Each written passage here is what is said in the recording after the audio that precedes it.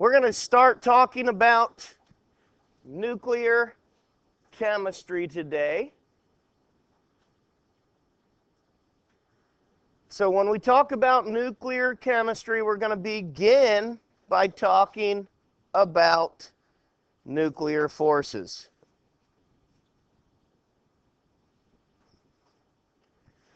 If you remember, in 1911, Ernest Rutherford, with the gold foil experiment, determined the distribution of charge and mass in an atom. What was Rutherford credited with? Discovering the nucleus, thank you, discovering the nucleus through the gold foil experiment. Who was the guy that worked with Rutherford that we've talked about too? Should remember him. Who?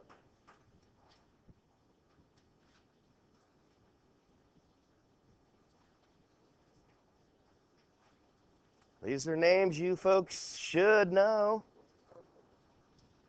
An M. Close. Mendeleev didn't work with Rutherford, but it was dealing with the periodic table.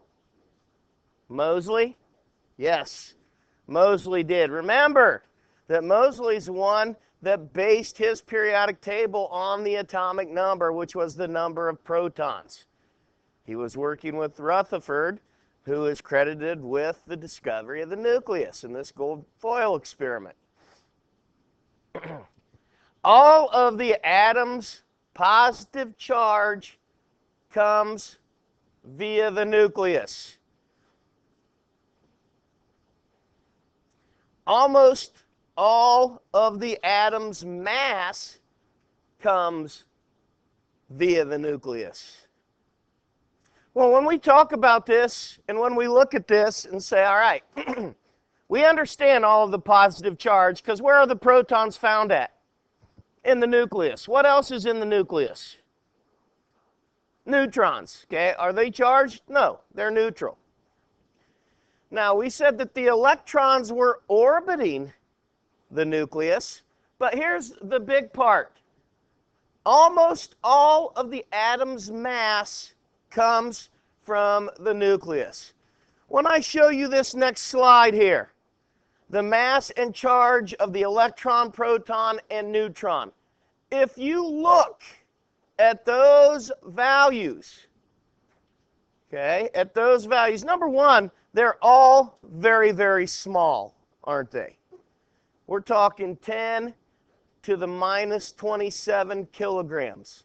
So they're all very, very small numbers. But can you see that the mass of the electron goes out 4 places further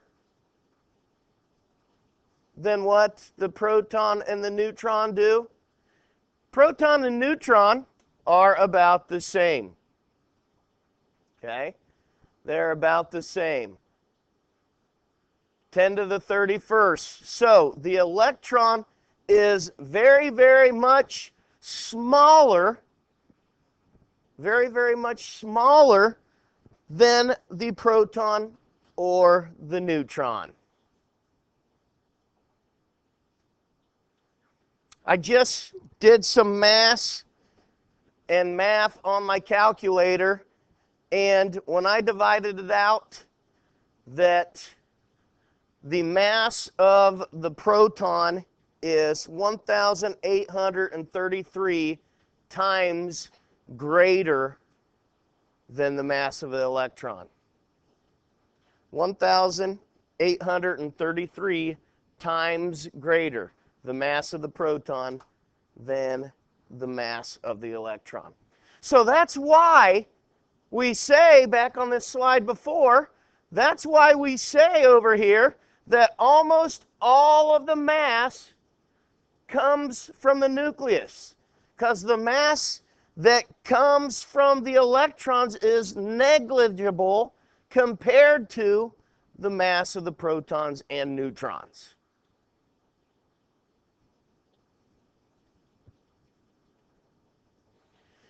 When we group the protons and neutrons together in the nucleus, we refer to those as nucleons. So if you hear the term nucleon, that is simply the protons and the the protons and the neutrons.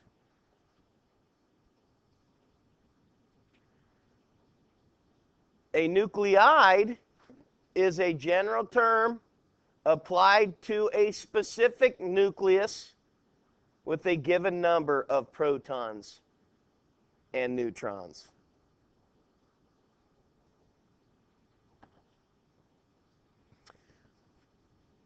So this nuclide is just a specific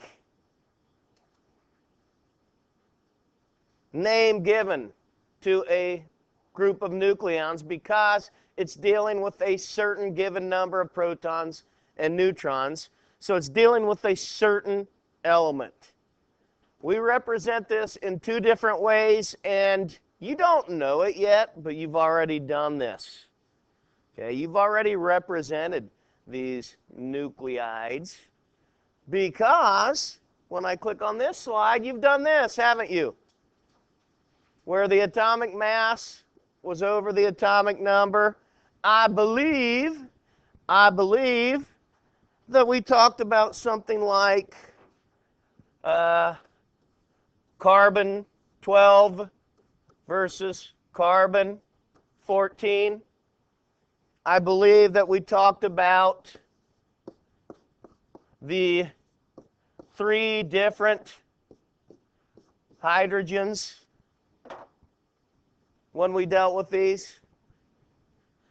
So the top number is just the total number of protons and neutrons. Excuse me.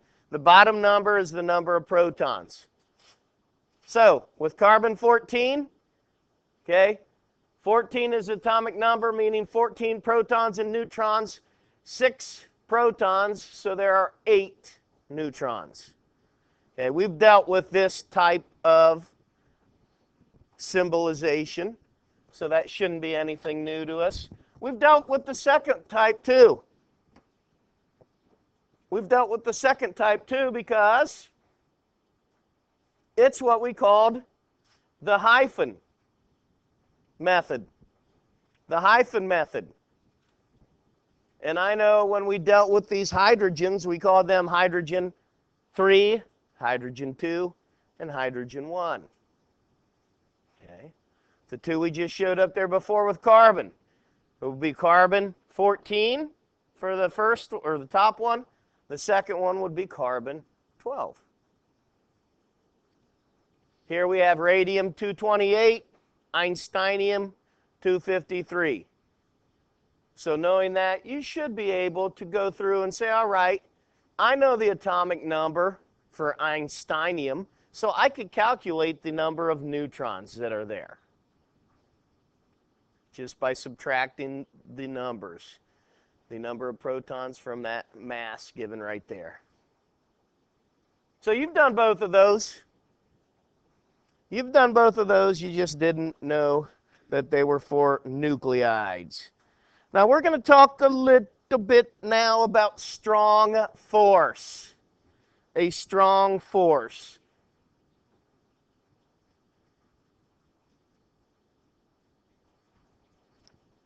Have you ever wondered why in the nucleus we can have all these positive charges and they don't repel each other? Opposites attract, right? How's come all these positive charges located in that nucleus are not repelling each other? Well, that's the same thing that Hideki Yukawa thought about, and he proposed that there's a force between the protons that is stronger than the force that repels the protons. Okay? There's a force between them that is stronger than the force that repels them. Later on, research showed that there was a similar attraction between neutrons, and also there was an attraction between a proton and neutron, and this force was identified as the strong force. Okay? The strong force. When I show you this slide here, if you look, it says, you might not be able to read it, I'll read it for you. Neutrons are in blue, protons are in red. The strong force is a type of interaction that binds together protons and neutrons in a nucleus. Without it, the positive charges of protons would repel each other. So, if you look right here, we have a strong nuclear force between this red proton, this neutron. Okay? So what they are saying, that the strong force is greater than this repulsion of those two protons. So that is what is holding together the neutrons and the protons in the nucleus. This strong force. I remember talking earlier when we discussed the subatomic particles, and we said, yeah, there's stuff that is smaller than the subatomic particles. Well, here we are. These are the things that are smaller than the subatomic particles. They are the quarks. When we were discussing the atomic theory, we knew that Dalton was incorrect with one of his assumptions that atoms could not be broken down. Okay? We knew that Dalton was not correct with this part of his atomic theory. Okay? Scientists then changed that atomic theory to state that the subatomic particles, the protons, the neutrons, the electrons, were indivisible, and that they were the building blocks of all matter. However, the atomic theory had to change again in the 60s when the protons and neutrons were made even smaller with the discovery of the quarks. The discovery of the quarks.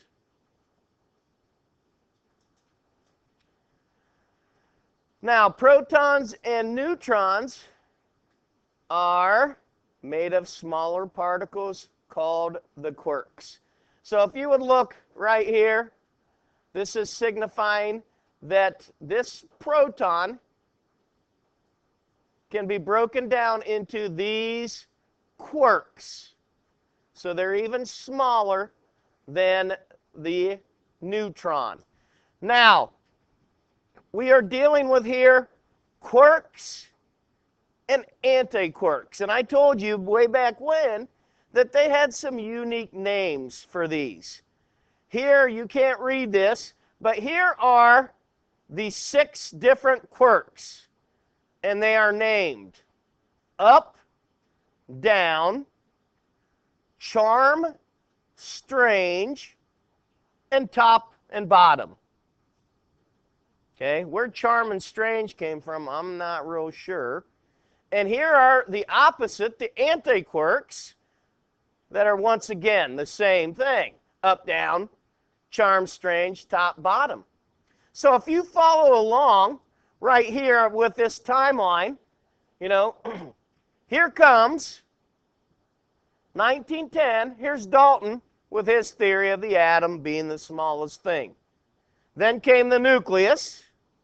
Okay.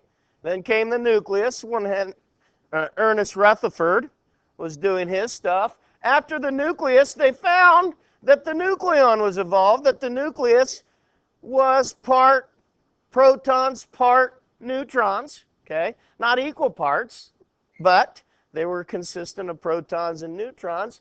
Now, okay, in the 60s came quarks. So do you think later on that scientists will be able to develop new technology that says, hey, we can even break down the quarks? What do you think? I mean, the way it looks now, I'm sure when Dalton came up with his theory, he didn't think that there would be a nucleus. Okay? I'm sure that Ernie Rutherford, when he's doing that gold foil experiment, didn't say, yeah, there'll be some quarks along sometime. Okay? But, you know, in the future, probably, yeah. We'll probably get even smaller than the quarks. Mass defect.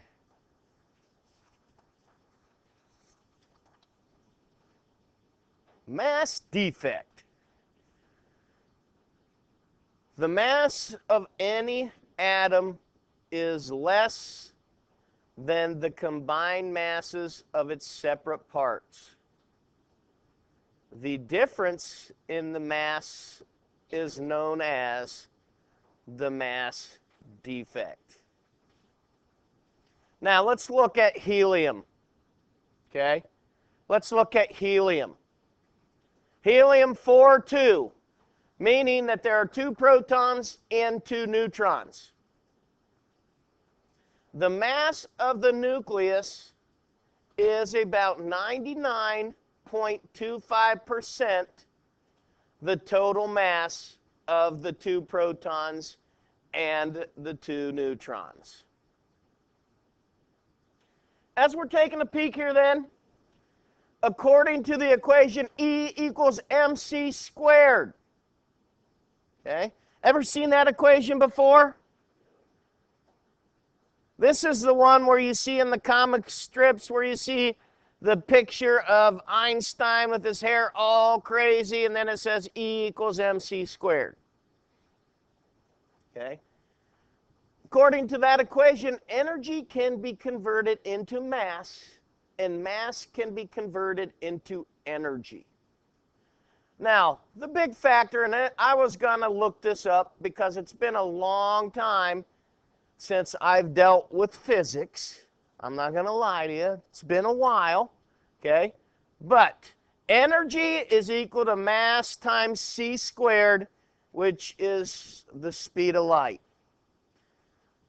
Now, anybody know what the speed of light is? Huh? Yeah, fast.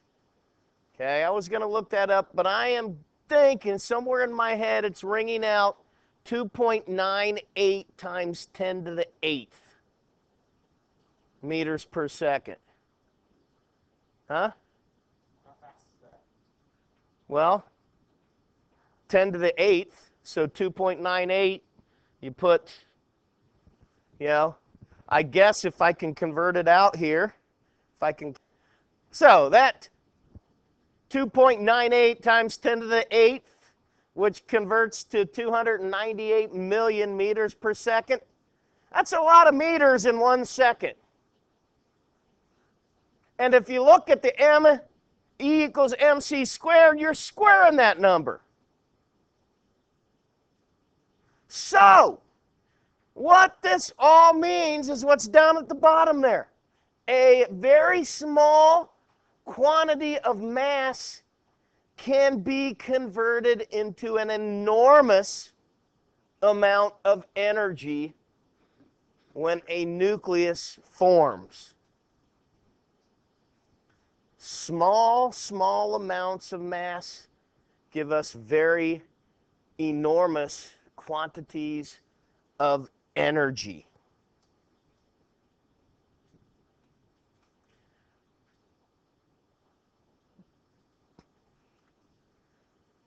Nuclear stability. Okay, do we have stable nucleus or not? One way to predict the stability of a nucleus is to compare the number of neutrons with the number of protons. Okay? If we're given the mass number, we know the atomic number, so we can determine how many protons are associated with how many neutrons. Could we put that into a ratio